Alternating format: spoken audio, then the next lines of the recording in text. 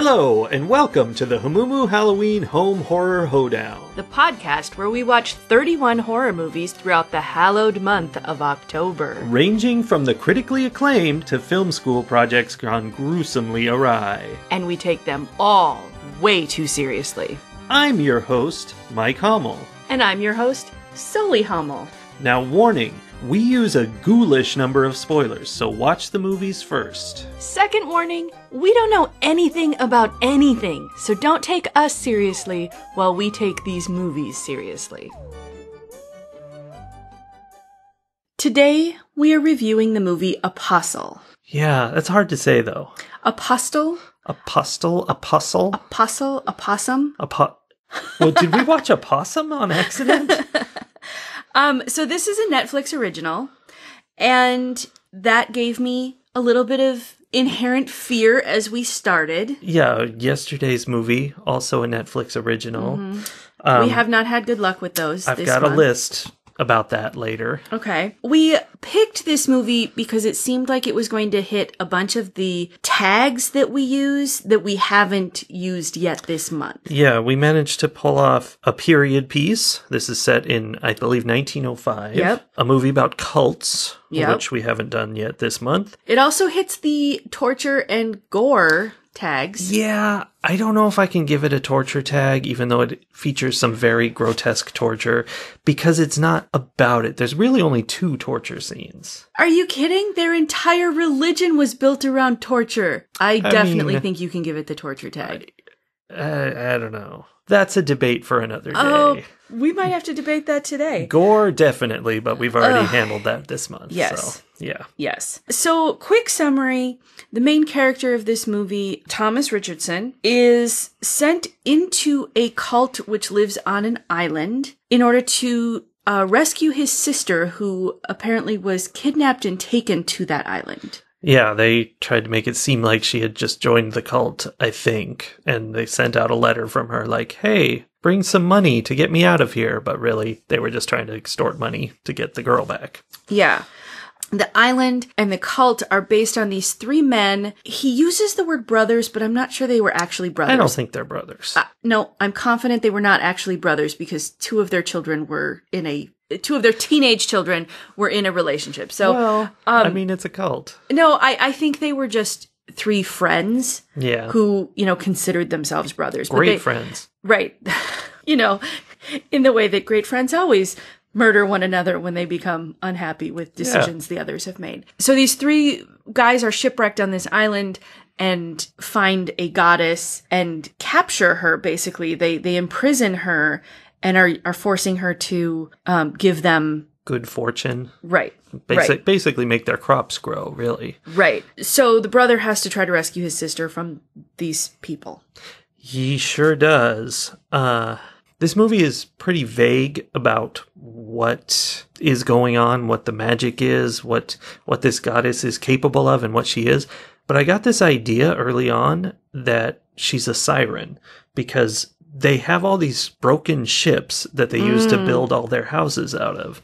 And it kind of feels like that was one of the ways she helped them, was bringing them, the treasure and wood of ships that she makes crash on her shores. Yeah. Something like that. But by the end of the movie, I'm pretty confident that she is the island, right? Well, she's definitely incredibly closely tied to the island. Like, and I don't quite understand, like you said, what she does and how they're making her do it, because they have her tied down, almost planted in a way. Like, yeah. I mean, she sort of becomes plant on her bottom half. Yeah, I don't know if they just tied her up and then she grew all over the place, or if they did that. It's not. You never really see the lower half of her in the whole movie. No, but she's restrained in some way.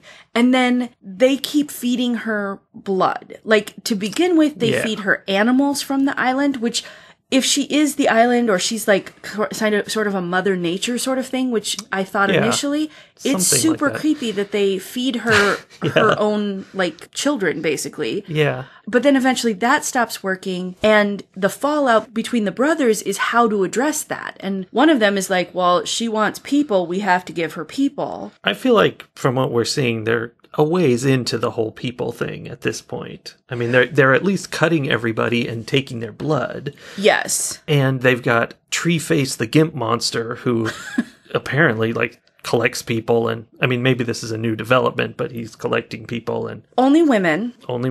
So Quinn seems to be very on board with the whole she wants women, we'll feed her women, whereas Malcolm, who's like the preacher throughout the movie, because Quinn is more of the law enforcement side, I guess. Sure. Malcolm is a preacher. He seems to be more of like, we should collectively be giving her blood.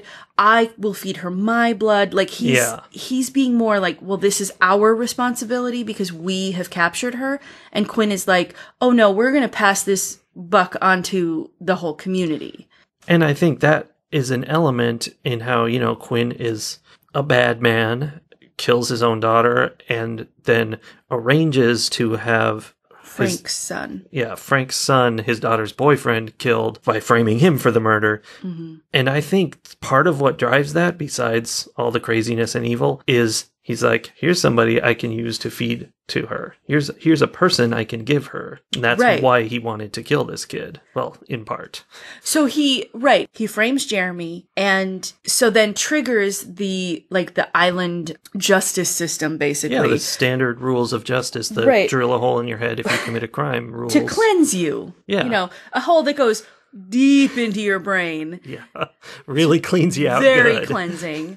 But see, that's where I feel like torture is an appropriate tag, because that was very torture. Because it was, I mean, that's the whole premise of like their entire justice system is built around medieval style torture. I mean, you know, the whole hooks through the hands and stretching and pulling and, you know, corkscrew into the brain kinds of things. Stick them in a paper shredder. Yeah, it was, I made a note where like, I don't like to look at the gore in a lot of the horror movies that have gore, but I don't feel like I'm going to have nightmares about it. I don't feel like it's going to stick with me. I think it's just like, ew, I don't want to look at that. It's gross. The note that I made was, oh, it turns out medieval style torture has an effect on me. Like, I actually didn't watch parts of it because I was afraid that I would see it when I closed my eyes.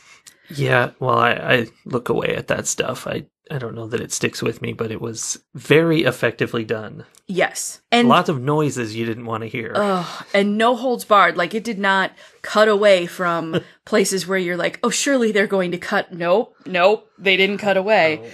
Oh. Yeah, it was some of the more traumatizing gore that I've seen. Perhaps because it kind of taps into that, oh, this is based on historical truth and people were really treated in this way. Yeah. And I can, you know, whenever it's that, oh, real people experienced this, I really struggle with it. So they know she wants blood, the goddess, and they're feeding it to her. Here's the thing, though. There's a flashback to when they first captured her, and she's facing away from them. And first of all, how did they know she was anything special? Just an old lady sitting in the woods, and they're like, hey, let's get one of these. I don't know. Right. Clearly that's a goddess.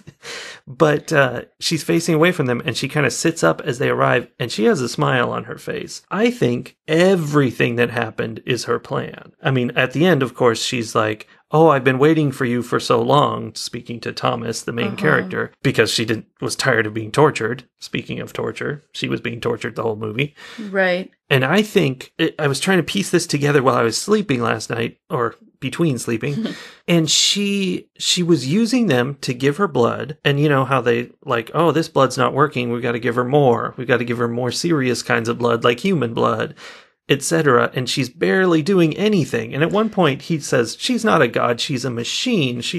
You put the blood in and you get results. But the results kept going down because she didn't have to do anything. And she was accumulating that giant river of blood under the ground. So she was kind of conditioning them to give her more and more of what she wanted, which was them. Yeah, and then so eventually she kicks them all off the island. So basically she was farming these humans. Yeah, I think that kind of makes sense. That does kind of make sense. And she was pretending that she couldn't make the crops do anything with this amount of blood, but she was storing up gallons gallons isn't even the word. No. Mega gallons under the ground of all of this blood. Although it's kind of weird at the end when the blood splooshes out of the rock and it kind of seems like that's her failing, but I think it's not. I don't know. Yeah, it's like it's her exploding kind of, but she's not exploding. She's fine.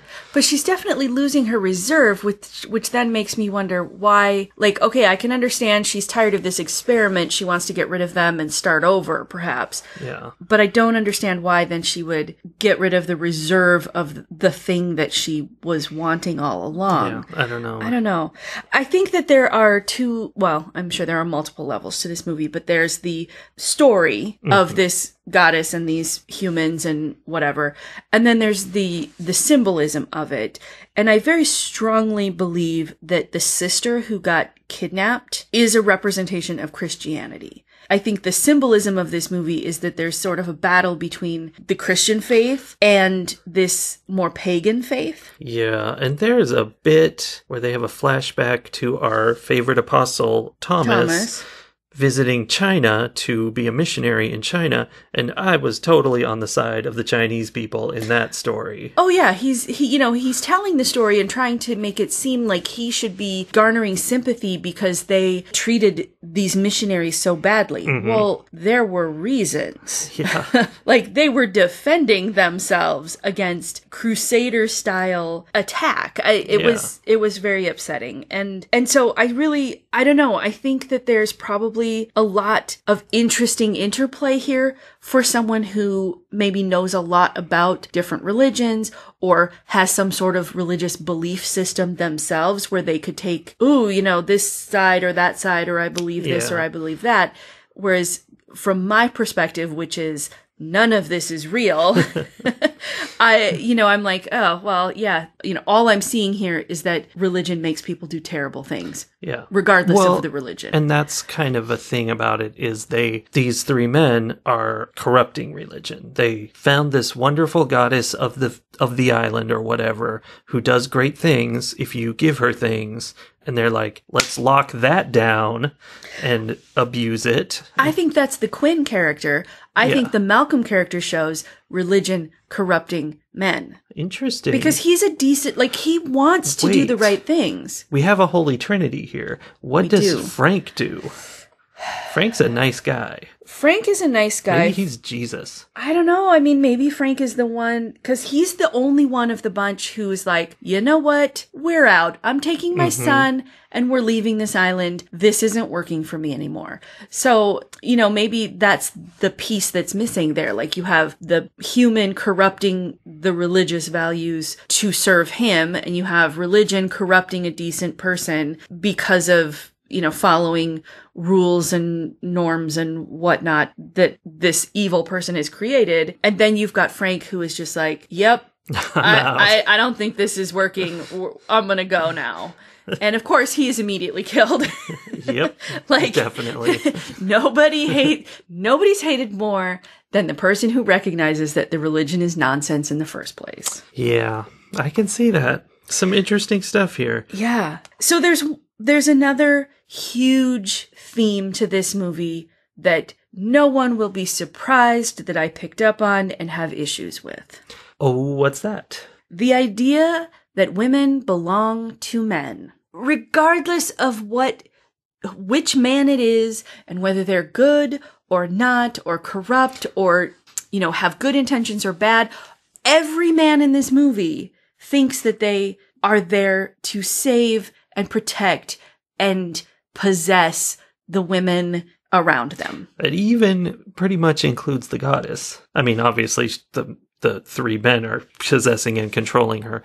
But Thomas, at the end, kind of switches sides, and he's like, I'm here to save you. Right. Yeah, and even Jeremy, who is sweet, and the Jeremy and Fionn love story there was just, it was very sweet. It was sort of Romeo, like the good parts of Romeo and Juliet, where they're like just desperately, madly in love. They still end up both dead, though. They do end up both dead. So it had the bad parts too, although they didn't kill themselves. They were killed by terrible people. Yeah. But by a terrible person. That was all They were Quinn's both doing. killed by the same person. But even Jeremy and Fionne's relationship is steeped in this cultural norm that, you know, he is to protect her and build a house for her, and then she is to be his, and she is to cleave to him.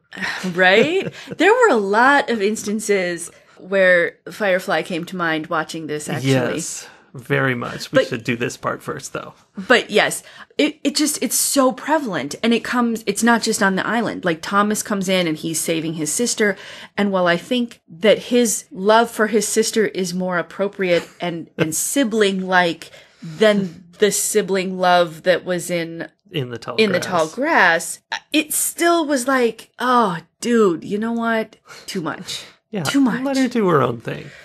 That opens up a different category of discussion, but yeah. Yeah. So the whole thing, like, I have in all caps, I'm just like, the idea that women belong to men is enraging, and I am so over it.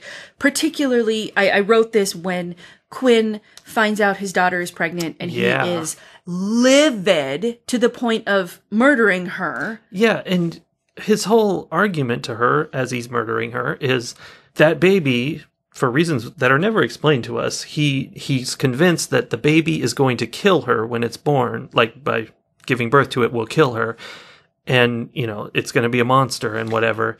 And so he kills her, which not a solution. No. And I think he believes that because he's seen, like, we saw that calf or lamb or whatever it was that was born. It was all deformed. That's right. You know, he knows what he's up to. The goddess is not allowing fertility to function. So I think he's right that this would have been an abomination, but he's the one who is causing that to happen, first of all. And then later, he's all mad or his whole plan is that he's going to take these other women and impregnate them and use their babies to feed the goddess. Yeah, that made no sense at all. You had one. What do you want? Like, make up your mind, dude. And the thing is, I don't think he could make up his mind in that instance because it wasn't really about the fact that the fetus was going to kill her. It was that she had sullied herself and stepped outside of his control in a way that enraged him to murder. Yeah, his control in which he peeps on her while she's in the outhouse. That's a little bit inappropriate. It was not okay. None of it was okay. But speaking of things that are super okay, a lot of Firefly feeling. The music was Firefly. It was that, like, folky, like, fiddle and... The subtitle said fiddle and drum music. Yeah, it was exactly the same music that they used in several episodes in Firefly. And they looked like they were, like, in a bar on U-Day, and... It just had everything. And there was a scene where they were, like, having a dance outside and stuff, and the music was like that. And I was listening to it, and this isn't really a Firefly thing. This is just... I'm like, this music's kind of got some funk to it. Like, it's surprising that this is the music from back then. Maybe it's not. It's whatever they were making for this movie. And, you know, like, it sounds complex and interesting rhythms and melodies and, like, not what you expect from the olden days. And then I realized I had this thought, which has nothing to do with this movie, which is that at some point in the 1300s, somewhere, somebody played the riff from Welcome to the Jungle. That happened. Just by chance, like putting the notes in sequence? Yeah, they were like, oh, this sounds cool. This could be a song about being welcomed to my gardens. That's what they said. That's interesting. As you're talking about the music, I'm wondering if it's not more likely that complex music was much more prevalent in the early possibly. 1900s. Sure. And has become increasingly simplified and dumbed down for popular consumption. Yeah, it's very possible. That's a sad state of affairs. My big question at the end was, did they learn anything? Like, near the very end, there's a scene with Malcolm and Thomas, and it's sort of the denouement of the story, so to speak. Yeah. And I couldn't help but wonder, as I'm looking at them and hearing them talk about everything that has happened, did they learn anything from all of the horrific things that happened? I feel like there was something going on in Thomas's head that wasn't explained to us and that I wasn't smart enough to get. Like, obviously, the goddess put some thoughts in his head by jabbing her fingers into his head. And he decided to do what she wanted, which was to burn her alive. And then he got brutally murdered, but kept on moving. He was fine, stabbed 14 or so times, and just kept going. And eventually collapsed in the grass, and the island took him. Like, he was fading away and going into the ground. And I had two ideas on that. One was just that he was, being eaten by the goddess, and he's just, his work is done. And the other is that maybe this goddess, the goddess actually is the island, literally, and the woman in question that they thought was the goddess was just a person, just like Thomas, who is now going to become the god, and he'll be on the siren. island. He's going to be the new, call people to the island. And get captured, something like that. Which makes sense. Then he is the new apostle of this island. Sure. Wow, that's good. Look at us. Good title work. We're smart. Well... Okay, what about Malcolm? Did Malcolm learn anything? Malcolm's daughter is dead. No, Malcolm's daughter has fled the island. She was one of the few survivors. Malcolm's daughter has fled the island, directly rescuing Jennifer, the sister who I believe represents Christianity. So Malcolm's daughter, who was raised within this pagan religion. Within this pagan religion, but who was praying to a god, not a goddess, at one point earlier in the movie, is now fleeing the island, protecting and rescuing the Christianity symbol of this movie. Is Malcolm now going to be the voice piece for Thomas as the new... Sure. Is he just going to continue? Maybe that's it. He's going to keep hanging out on the island, and he's going to do his again? peaceful version of this island worship, because that's what he was trying to do. Even though he did have all his guys stab this one guy to death with all their spears simultaneously, which was quite violent. Oh, yeah. Yeah.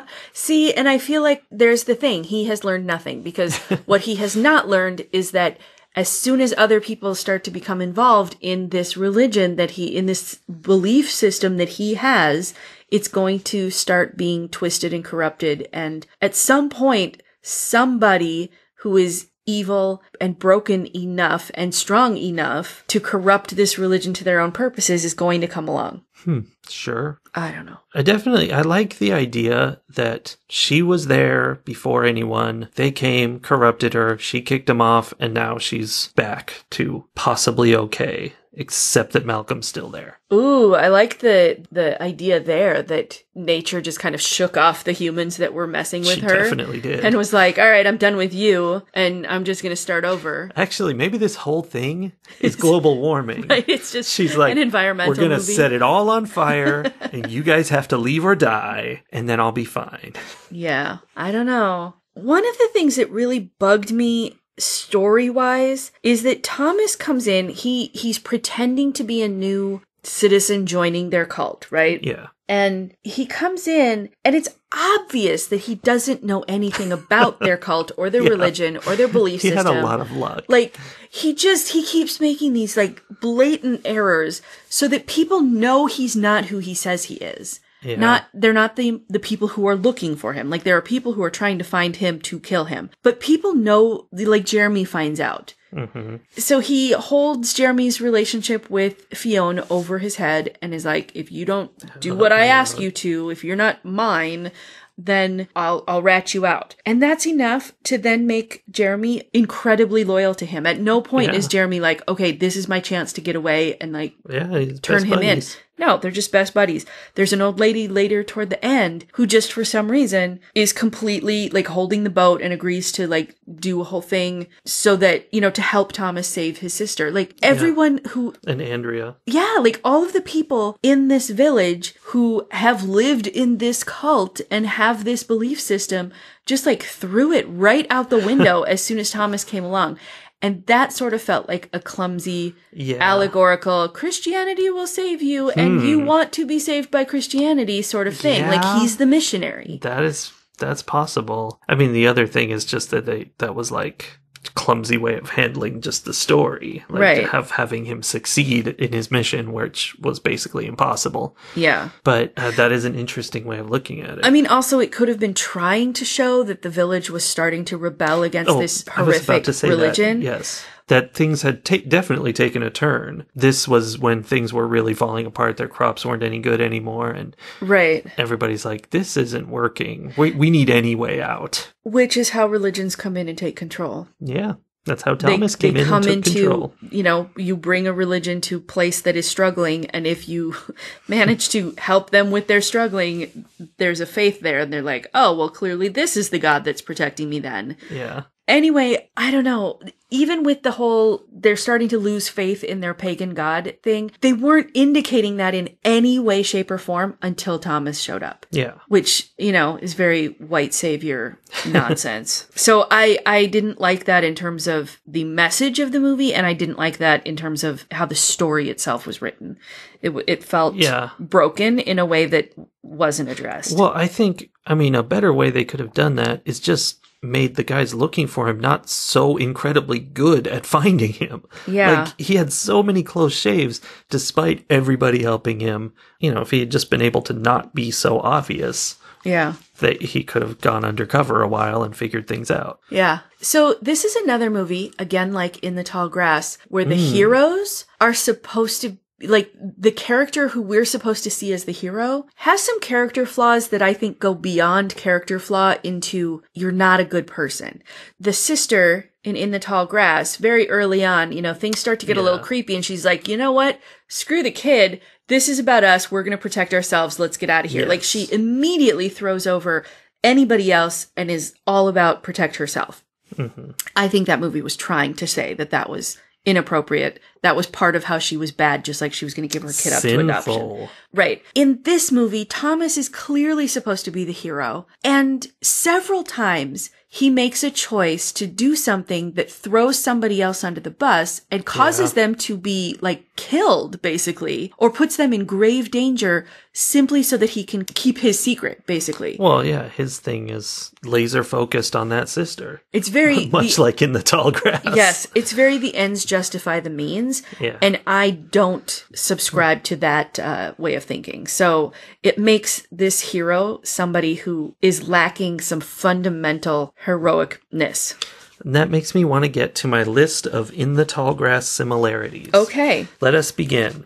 Treeface the Gimp Monster was just like the Grassface people. Yep. The big field of tall grass in this movie was just like the field of tall grass. It was all dead. Yeah, it was dead in this movie, which is a part of the message. Yep. The stuff about eating babies all over the place. Yep. Having babies and eating them. Cave paintings that tell you about the gods and things you're worshiping. The plant god that is behind it all. A brother that's too into his sister, although not as bad in this movie, but same idea. It's a little obsessive. He was very possessive of his sister in this one, not in a I want to have inappropriate relations with you, but I still in a like you belong to me kind of way. Yeah. And then just the overall mystery to it all, where it's all mysterious and it comes together towards the end. This is not nearly as bad about that as In the Tall Grass, so credit there. But still, I still don't get it because I'm not that smart. And also, like, the natural world as allegory for religion. Okay, so she is that smart, folks. I mean, the thing is, I didn't really pick up, it wasn't until we started talking about both of those movies where I was like, oh, this is very blatantly a movie about religion. Yes, very blatantly. And I just wanted it to be a movie about creepy things going on. Like, I just wanted it to be about people and supernatural stuff. And so I have a blind spot there. Yeah. And then we start talking about it. And I'm like, oh, right. It's called Apostle. Well, I mean, I did know this one was about religion, but... Yeah, the other one was... Yeah, I wanted it to be more just about time travel. Right. And I wanted this one just to be about creepy human beings and not about an actual religious entity. And that's what I enjoyed about this one. I was into this story, like, not even as a horror movie, just as a movie about a guy going in on his undercover mission and how that's going to work out. And, but a period piece, so it's interesting in that way, seeing all this old-fashioned stuff. So, like, it was compelling in that way, and then it got real weird and convoluted. You mentioned the period piece element of it, and it's from 1905. Like, it's weird that Like, it's set in 1905, but it feels like it's set much earlier than that. Yeah. Because of the methods of torture that they're using. Yeah. Like, it's not a medieval movie. It's some medieval torture. But it had some pretty medieval elements to it, which is interesting then. You know, here we are in modern times watching a movie about a time, 100 some years ago, where those people are emulating a system from even earlier. Yeah. So there's many time layers to that. There are time layers, just like in the tall grass. Huh. So another commonality between Apostle and In the Tall Grass is that they're both Netflix originals. Mm-hmm. And one of the things that we have learned about Netflix originals is that they are very algorithmically driven. Yes. They do research into what is it that people want, and then they make movies that give people what they think they want. Will Smith plus cops plus fantasy. Exactly. What was that one called? Bright. Ugh. Adam Sandler plus anything. And it seems to be that within the horror genre, they have decided that there's this like religious element plus supernatural nature thing plus, there's... Plus don't bother with the ending. Plus don't bother with the ending. This one did better with an ending. Yeah. But it's like... those memes where they say, oh, we taught a computer how to tell knock-knock jokes, Yeah. and then here are the knock-knock jokes it came up with. And they're shaped like knock-knock jokes, but they don't work like knock-knock Yeah. jokes. That's what Netflix original movies are starting to feel like. They're like, we taught a computer how to make a movie, and this is the movie it came up with. Sure. It's shaped like a movie. It has all the pieces of a movie, but they just don't quite fit together in a way that makes a movie. Yeah. I mean, that's a little sad because obviously it was written by a person, but okay. But it was written by a person who was told, Follow here's a these rules. checklist of things you need to include. Yes. And then here are things we're not going to pay any attention to. Like, we don't care if there are plot holes. We don't care if, this Yeah. movie is ridiculously misogynistic or has terrible messages or has any kind of message whatsoever. Like, Right. we don't care what people are going to take away from it.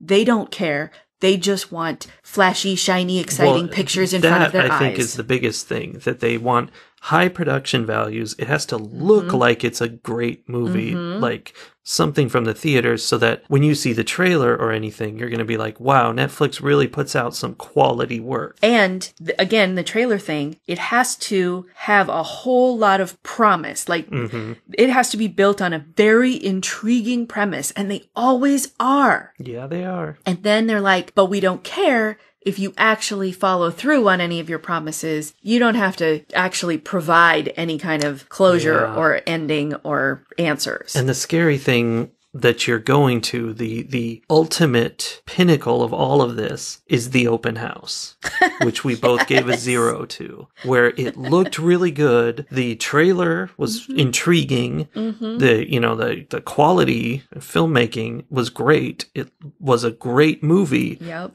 Until the end, when it completely was absolute garbage. Right. And they can get away with it because by the time you're, 7/8 of the way through the movie, you don't give up on it. You're like, okay, maybe it'll work. Maybe, like, I have to see how this ends, and then it's an entire waste. Well, and it's a trap. It is a trap because it's already done its job. The job is to get you to sign up for Netflix. They don't care even if you watch the movie. They just want your money every month. They want you to sign up, and they want you to spend your time watching movies that they made, that they don't have to pay other companies royalties for, as opposed to movies that other people are hosting on their streaming site. That's true. It's like one of those anglerfish down deep in the ocean that has like the shiny little thing that draws the fish to it, and then it eats you. It eats your wallet. Exactly.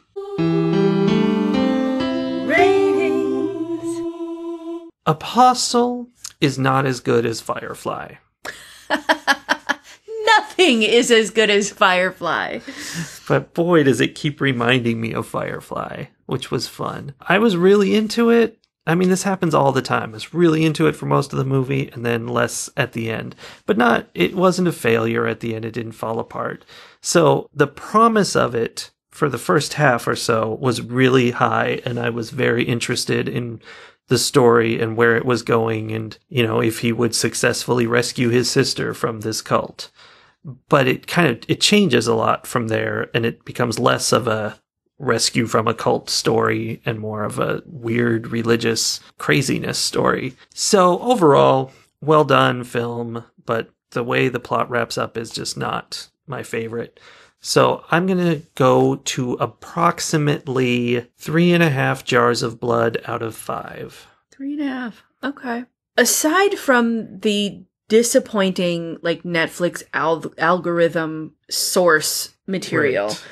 There is a lot to like about this movie. And I am very aware that a certain type of horror consumer would like this movie even more. Yes. The parts prior to it kind of falling apart and, story-wise being a problem at the end. I think it very strongly, probably because of this algorithm thing, fits a certain niche of horror watcher really well. It's got the gore, it strikes a lot of really strong horror elements. Dark Christian overtones. Yep. That's a whole thing. Yep.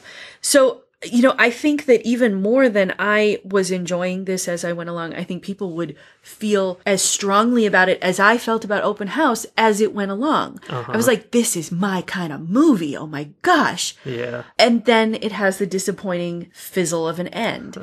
So I think that because this is not my kind of movie, I'm less annoyed by the fizzle of the end than I was with Open House. Open House fizzled out and I was like, 0. Yeah. You fail. This one, it fizzled out and I was like, eh. But I think there would be people who would watch this who would be super into it and then would be super annoyed that it fizzled out at the end. I don't know. I don't think it's anywhere near the fizzle of Open House.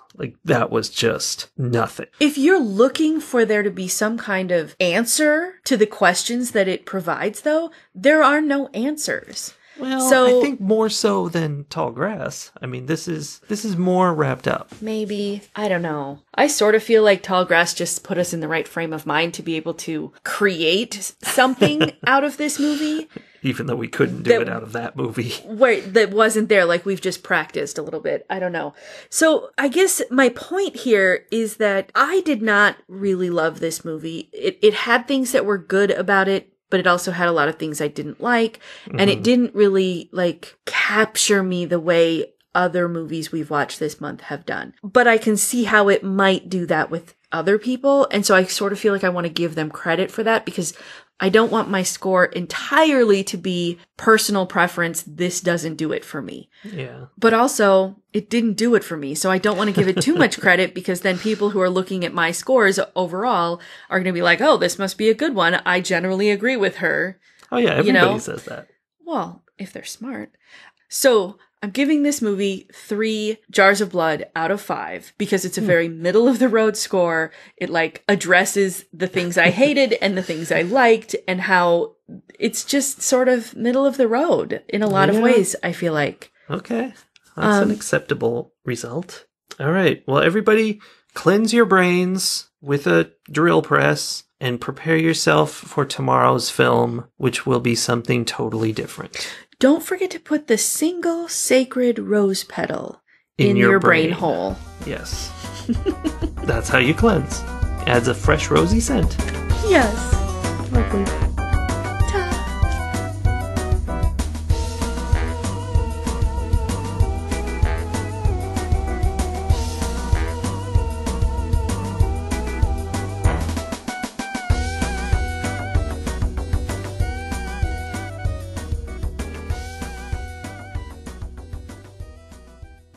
The idea that women belong to men.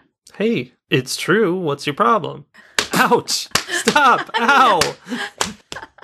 Why are you hitting me? I'm not even touching you. They can't you tell. liar.